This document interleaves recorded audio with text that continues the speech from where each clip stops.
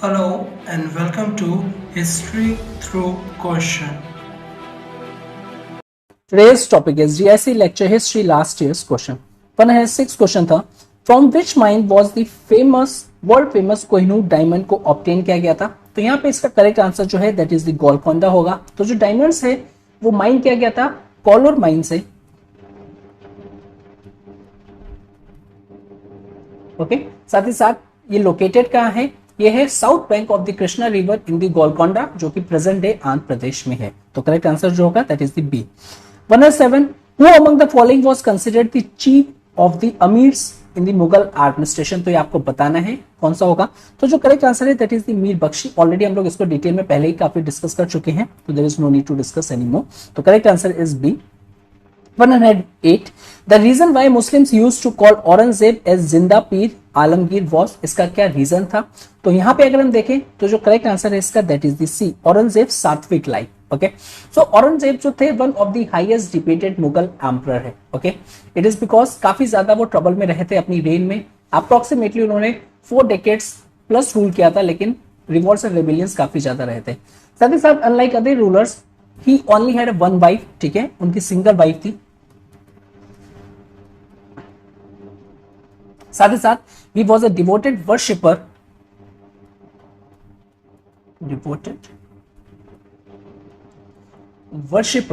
दस इनको हम जिंदा पीर कहते हैं और लिविंग सेंट कहते हैं.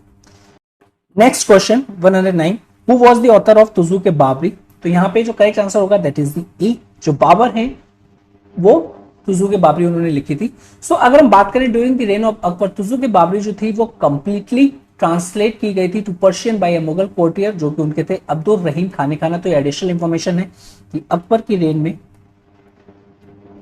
इसको ट्रांसलेट किया गया था पर्शियन में. जिसने किया था उसका नाम है अब्दुल रहीम खाने खाना, और उसको नेम किया था बाबरनामा. तो तुजू के बाबरी या फिर बाबरनामा जो है एक ऑटोबायोग्राफी है बाबर की, जो कि फाउंडर थे मुगल एम्पायर इन इंडिया. इसको रिटन ओरिजिनली किस में लिखा गया था? जब कन्वर्ट करवाई गई थी, ट्रांसलेट करवाया गया था, तो सबसे पहले इसको लिखा गया था टर्की में. ओके, और इसमें क्या इंफॉर्मेशन प्रोवाइड करवाई गई थी? तो इसमें एक्सेलेंट अकाउंट ऑफ इंडिया और उनके एम्पायर के बारे में बताया गया था. तो information with respect to India और उनके एम्पायर के बारे में. ठीक है, next, which of the following book is Firoz Tughlaq's autobiography? तो यहाँ पे आपको बतानी फिरोज तुगलक की जो ऑटोबायोग्राफी कौन सी है. तो यहाँ पे अगर हम देखें फुतुवत ए फिरोज शाही जो है, बड़ी सिंपल आंसर है इसका. तो A answer is the correct answer. Next 111 question. Which of the following historical works underlines the beginning of the Mughal rulership in India? तो यहाँ पे बताना है आपको. जो करेक्ट आंसर होगा इसका सी, चचहानामा. ओके, तो चचहानामा की बात करें तो eight the time of Arab invasion जो सिंध था, ठीक है, जो सिंध जो रीजन था, इट वॉज अंडर द राजा दहीर. और ये बात कर रहे हैं हम 712 ईडी की, और उनकी जो कैपिटल थी ब्रह्मानाबाद था. ये लास्ट रूलर थे सिंध के, और पार्ट ऑफ मॉडर्न पंजाब जो पाकिस्तान था वो भी कुछ इनके कंट्रोल में था. यहाँ पे जो अरब कॉन्केस्ट था सिंध का वो मेंशन है in the old chronicle of Sindh, जिसको हम चचा नामा कहते हैं. साथ ही साथ he was attack defeated and killed by Muhammad bin Qasim, जो कि एक जनरल थे उमायद कैलिफेट के. ठीक है ना. अब नेक्स्ट क्वेश्चन जो आ सकता है इससे मिलता जुलता कि इसके ऑथर कौन है? तो Ali Kufi was the author of Chachnama. तो ये आप प्लीज याद रखोगे नेक्स्ट टाइम पे इससे जो रिलेटेड क्वेश्चन होगा तो सारा किससे रिलेटेड है? ये सिंध से, राजा दहीर से, किस टाइम पीरियड में ये है. ठीक है, और किसने इसको रिटन किया है? तो ऑथर कौन है? Ali Kufi. 112. Chachnama is a famous source of information about the history of. Next, इन्होंने डायरेक्टली क्वेश्चन पूछ लिया है तो हमें बताना है. अभी हमने देख लिया था किसकी अगर हम बात करें तो 112 में अगर हम देखें तो सिंध अभी हमने देखा था, वहां की इंफॉर्मेशन ये प्रोवाइड करवा रहे थे. Okay, 13 question. Which of the following Maratha rulers did not sit on the throne despite being a king? जो करेक्ट आंसर होगा इसका D, that is the Shivaji second. 114. Who established the autonomous state in the Awadh? तो बताना है आपको किसने किया था. तो 114 का A, very famous question and simple question as well. Saadat Khan और सादत अली खान बुरहानुल मुल्क वो फाउंडर थे ऑटोनॉमस स्टेट ऑफ अवध के, और इन्होंने ये फाउंड किया था 1722 एडी में। साथ ही साथ ये गवर्नर थे of the emperor Muhammad Shah, governor of emperor Muhammad Shah. Okay, next question 115 का, what type of charity was Mukasa. तो ये जो चैरिटी है किस टाइप की है ये, तो हम देखेंगे तो ये लैंड रिलेटेड है। ओके, तो शिवाजी अगर हम देखें तो शिवाजी जो ऑर्गेनाइज करना चाहते थे एक डिसिप्लिन एंड इफिशिएंट आर्मी। जो ऑर्डिनरी सोल्जर्स थे उनको पेड किया जाता था कैश में, बट जो बिग सोल्जर्स और जो मिलिट्री कमांडर्स होते थे उनको पेड किया जाता था जागीर ग्रांट्स में, और जिसको हम कहते हैं सरंजन या फिर सरंजम। तो ये टाइप की जागीर है, या फिर इसका अनदर नेम है that is the Mukasa. So ये जो सरंजम है या फिर जो मुकासा है is a grant of land, is a grant of land. Initially जो थी जब स्टार्ट हुआ था इसको तो ये नॉन हेरिडिटरी थी, it was not pass from one generation to another, not hereditary. और ये किसके लिए थी, for maintenance of troops,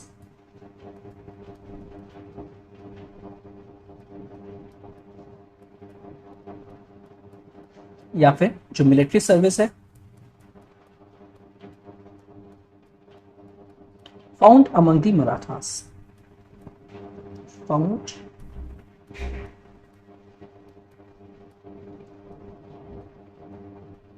among the Marathas. और ये किसने इंट्रोड्यूस किया था, ये भी फैक्चुअल इंफॉर्मेशन आ जाती है। तो ये बालाजी विश्वनाथ ने इंट्रोड्यूस किया था इस सरंजमी सिस्टम को या फिर मुकाशा सिस्टम को। ओके, नेक्स्ट 106 जारिब बॉस। जारिब क्या है, तो सिंपल क्वेश्चन है, एक लैंड मेजरिंग इंस्ट्रूमेंट है। 117 रज्मनामा जो कि एक पर्शियन ट्रांसलेशन है किसका। ओके, तो यहां पे देखेंगे तो वो महाभारत का है। तो रज्मनामा जो है इसको अगर हम नॉर्मल में देखें तो इसको ये भी कह सकते हैं बुक ऑफ वॉर। एक पर्शियन ट्रांसलेशन है हिंदू एपिक पोएम महाभारत का। इसको कमीशन किसने किया था, इसको कमीशन किया था मुगल एम्परर अकबर ने। सो इन 1574 में जो अकबर थे उन्होंने स्टार्ट किया था एक मंतब खाना या फिर एक हाउस ऑफ ट्रांसलेशन वर्क। तो ये जो मंतब खाना है किसने स्टार्ट किया था 1574 में। डेफिनेटली आप लोग टाइम पीरियड से उसको मैच कर सकते हो, लेकिन ये जो मंतब खाना है और ये मकतब खाना जो है सिंपली ये है हाउस ऑफ ट्रांसलेशन। तो प्लीज डू रिमेंबर, कभी कभी इस तरीके के नेम आ जाते हैं, हम कंफ्यूज हो जाते हैं। ओके, तो work in is new capital जो कि थी फतेहपुर सिकरी में। अब ये जो महाभारत था इसको ट्रांसलेट किया गया था पर्शियन एट अरकस ऑर्डर, और ये किसने किया था, बाय फैजी एंड अब्द अल कादिर बदायूनी, और इसका नेम रखा गया था Razmnama. Okay, next 118 which one of the following places was a major centre of Hindu education during the Mughal period. तो यहां पे बताना है, तो काफी इंपॉर्टेंट हो जाता है कि ये जो इसको हम इसमें पढ़ेंगे कि education during the Mughal period. Okay, so education during Mughal period में जो यहाँ पे जो करेक्ट आंसर होगा दैट इज नडिया। तो और जो मुगल रूलर्स थे काफी ज्यादा स्कॉलर्स थे और बेसिकली लवर्स थे लिटरेचर एंड आर्ट्स के, अगर हम जनरल में देखें, और काफी उनका इंटरेस्ट भी था एजुकेशन में। तो ठीक है, before the advent of Mughals अगर हम देखें जो सिस्टम था एजुकेशन का वो इवॉल्व हो चुका था। ऐसा नहीं था वो इवॉल्व नहीं था, वो ऑलरेडी इवॉल्व हो चुका था, जिसका एम था कि जो basically safety of Islam and to preach the canons of Islam. ठीक है, सादर और सादर की बात करें वो इंचार्ज होते थे रिलीजियस एंड एकेडमिक एक्टिविटीज के एम्पायर में। अकबर जो थे उन्होंने भी इंट्रोड्यूस किए थे वेरियस रिफॉर्म्स अपने डिपार्टमेंट में। मोस्टली जो मकतब्स थे उनको स्कूल्स कहते थे या फिर जो मदरसास थे कॉलेजेस कहते थे उसको। ऑफ द मुस्लिम्स जो पाठशाला थे या फिर जो विद्यापीठ थी जो कि हिंदूज थे were managed by the private managements. But contribution अगर मुगल एम्परर्स का देखें एजुकेशन सेक्टर में तो वो काफी ज्यादा सिग्निफिकेंट था। ओके, और एक तरीके से काफी इंपॉर्टेंट रोल प्ले करता है in the progress and development of education या फिर development of schools and colleges. ठीक है ना, जो खुद वो काफी ज्यादा इंटरेस्टेड थे। ओके तो यहाँ पे हम बात करें तो ड्यूरिंग मुगल पीरियड जो बनारस था, मथुरा था, इलाहाबाद और नदियाद जो था, अयोध्या, श्रीनगर एंड मिथिला, वो प्रोमिनेंट सेंटर्स थे एजुकेशन के। तो आज ये पूछा है और बाकी में एंड टाइम पे भी और कुछ पूछ सकते हैं। तो during the Mughal period Banaras, Mathura, Allahabad, Nadiad, Ayodhya, Srinagar और साथ ही साथ मिथिलिया, वो प्रोमिनेंट सेंटर्स है एजुकेशन के ऑफ हिंदूज। मोस्ट ऑफ जो स्टूडेंट्स थे वो रिसीव करते थे एजुकेशन एट देयर ड्वेलिंग्स, और साथ ही साथ जो theology, geography, medicine, grammar, mathematicians वो काफी पॉपुलर सब्जेक्ट्स थे। बट जो हिंदूज थे did not pay much attention to the religious education. Okay, साथ ही साथ अगर हम बात करें तो जो बर्नियर है और जो ट्रैवनियर है वो प्रेज करते हैं बनारस का as a centre of education. तो वेरियस जो फॉरनर्स थे उन्होंने भी बताया है, बर्नियर एंड ट्रैवनियर वो प्रेज करते हैं बनारस सेंटर ऑफ एजुकेशन को। इन द बिगनिंग जो चिल्ड्रन था उसको सेंड किया जाता था पाठशालास में at the age of 5 which was, जो कि अटैच होते थे टेम्पल से, और after completing their primary education उनको एडमिट किया जाता था विद्यापीठ में फॉर हायर एजुकेशन। तो जो पाठशालास थे वो इम्पार्ट करते थे एजुकेशन अप टू 5 ईयर, और उसके बाद जो थी हायर एजुकेशन के लिए वेरियस विद्यापीठs थी जहां पे हायर एजुकेशन को इम्पार्ट किया जाता था। 19 दी कैपिटल ऑफ पृथ्वीराज चौहान, ये बताना है आपको पृथ्वीराज चौहान की कैपिटल कहां थी। तो जो करेक्ट आंसर होगा इसकी A, that is the Ajmer. Prithviraj Chauhan जो लास्ट रूलर थे चौहान डायनेस्टी के to sit on the throne of Delhi. साथ ही साथ वो बॉर्न हुए थे 1168 में, और वो सन थे सोमेश्वर चौहान के, जो कि थे किंग ऑफ अजमेर के। वो काफी ब्रिलियंट चाइल्ड थे और वेरी शार्प थे एट लर्निंग में, और मिलिट्री स्किल्स में इनकी काफी ज्यादा इंपॉर्टेंट थी और काफी ज्यादा अच्छी थी। तो here the skill of hitting the target only on the basis of its sound.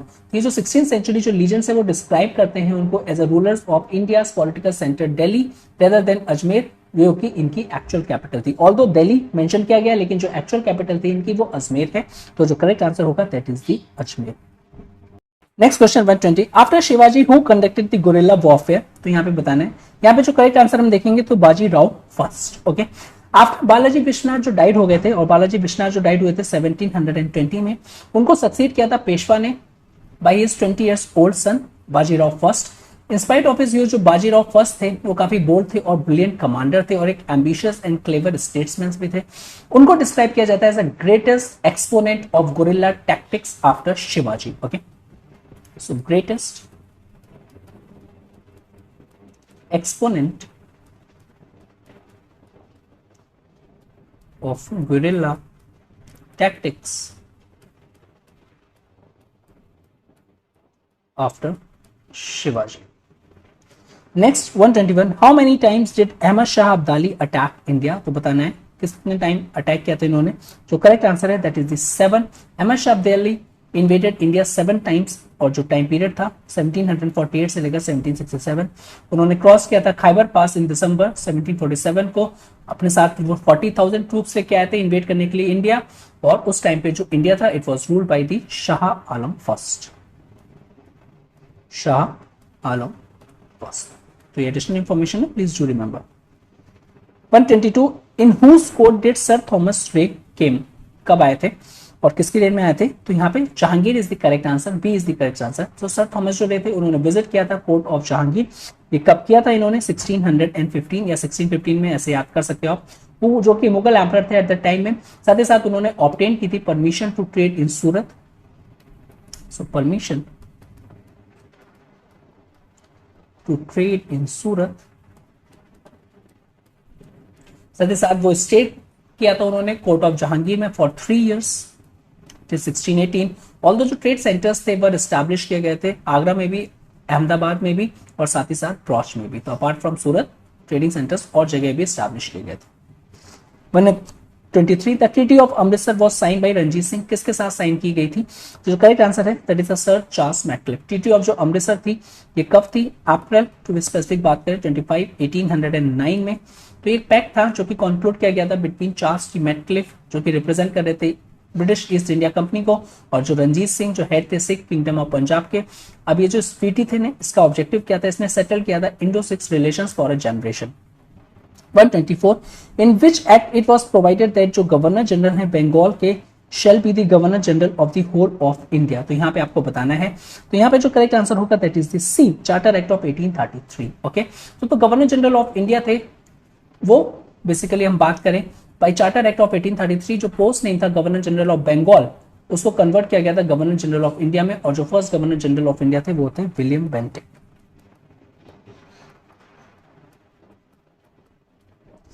Last question, मिरातुल अखबार वॉज फाउंडेड बाई, किसने इसको फाउंड किया था? तो यहाँ पे जो करेक्ट आंसर होंगे that is the E, Raja Ram Mohan Roy. Okay, तो यहाँ पे अगर हम देखें तो through his writing Raja Ram Mohan Roy की जो राइटिंग्स थी और जो एक्टिविटीज थी ये उन्होंने काफी ज्यादा सपोर्ट किया था movement for the free press in India.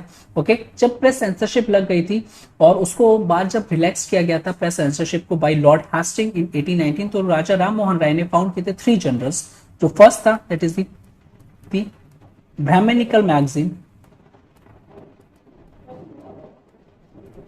वो किया था 1821 में। नेक्स्ट जो थी that is the Bengali weekly और संवाद कौमुदी, वो किया था 1821 में। साथ ही साथ जो पर्शियन वीकली था मिरातुल अखबार, और इसका जो मिरातुल अखबार का जो मीन्स होगा that is the mirror of news. तो समटाइम्स हो सकता है कि ये जो मिरातुल अखबार है इससे ये भी पूछ ले कि इसका एग्जैक्ट मीनिंग क्या था, तो mirror of news. So with this इस पेपर के सारे क्वेश्चंस हमने कंप्लीट कर लिए। अब जो नेक्स्ट पेपर होगा 2013 का हम उसको करेंगे। Okay, so if you like this video please do like share and subscribe and thank you very much watching this. Have a good day, stay safe.